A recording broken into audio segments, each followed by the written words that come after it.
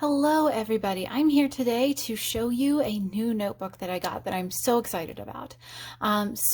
Every year I keep saying things like, oh, this might be the year I get the Hobonichi, and I think I even said that in a previous video this year.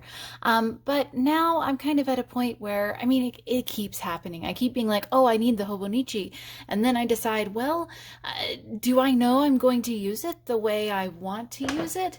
And I imagine myself like doing this art journaling thing, which has never been a part of my journaling practice. And I realize that maybe I'm not ready for it yet because I don't actually intend to use it the way I'm hoping I will.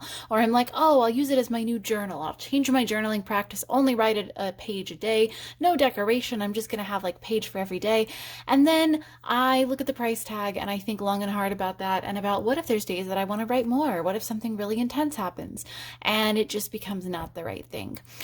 So I decided to compromise since I'm interested in like the A6 size and I go between thinking it's way too small and like, oh, it would be pleasing.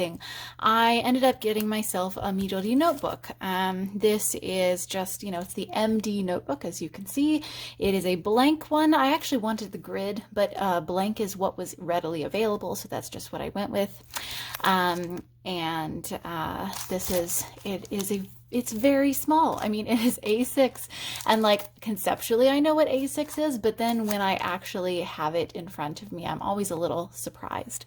So I got the notebook and then I got a cover. And I want to open these and kind of talk about them and get to live my excitement about them because I tried, I'll be honest, I tried making this an Instagram reel at first. It was terrible. So this is me getting to talk about these. I'm going to open these up now and then I'm going to explore them a little bit.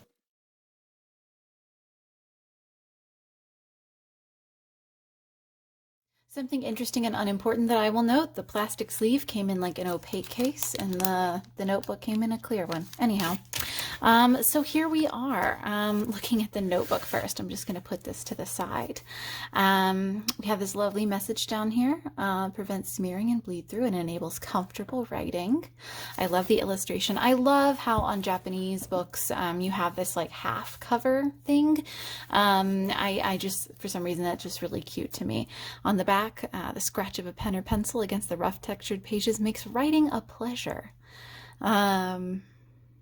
This is, again, I love the tone of this. So we open it up.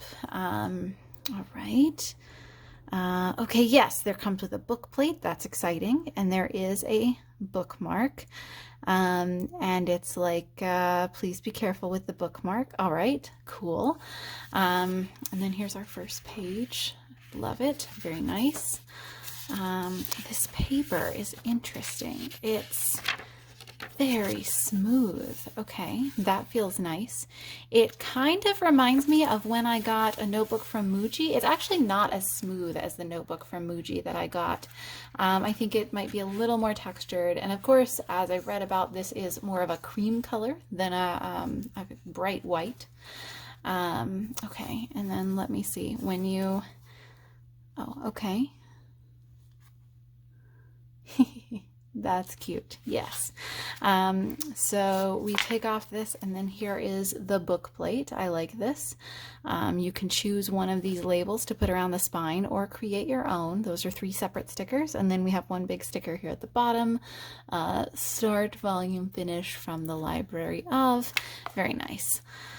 Let's see. And then you take off this thingamajigger.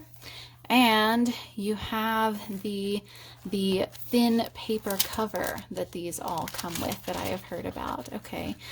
Yeah, that's about the texture, I thought. It has a nice sound to it. Very nice.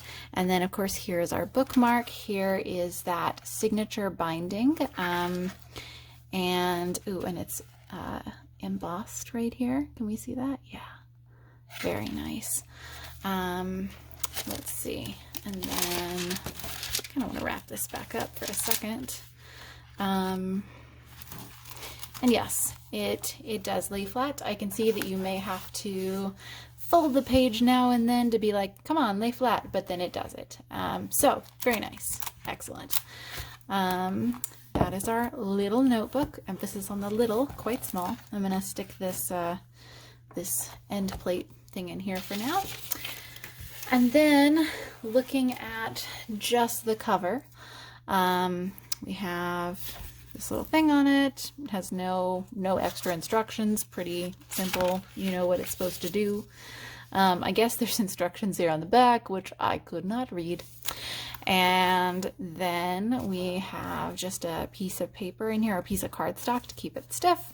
And we do have a pen loop. Very nice.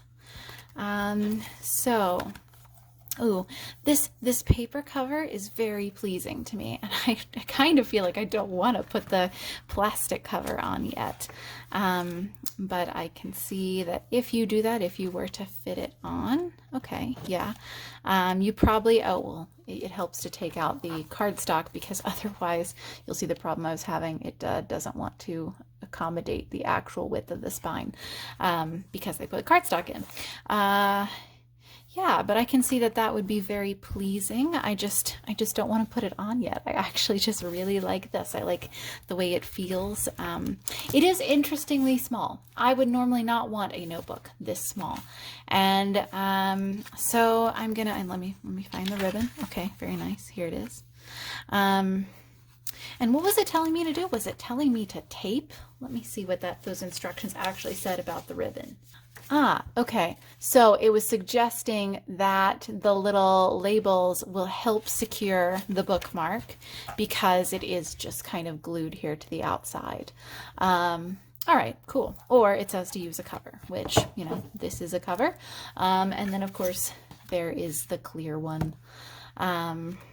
Which I bought the clear cover to get a Hobonichi kind of feel, because I know that people will get their puffy cover and then, well, you know, the fancy one, the cloth one, and then they'll get the cover on cover, which is all plastic, and I just thought that would be kind of cool.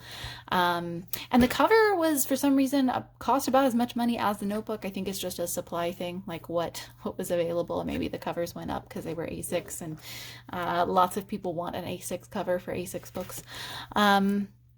But yeah, I don't know what I'm going to do with this yet. This may just become a journal, or it may be something that I play with art supplies in.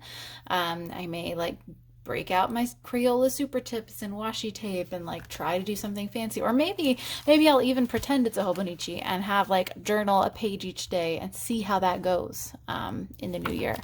But I am overall, I think my like craving to touch and have and play with an A6 notebook is at least satisfied.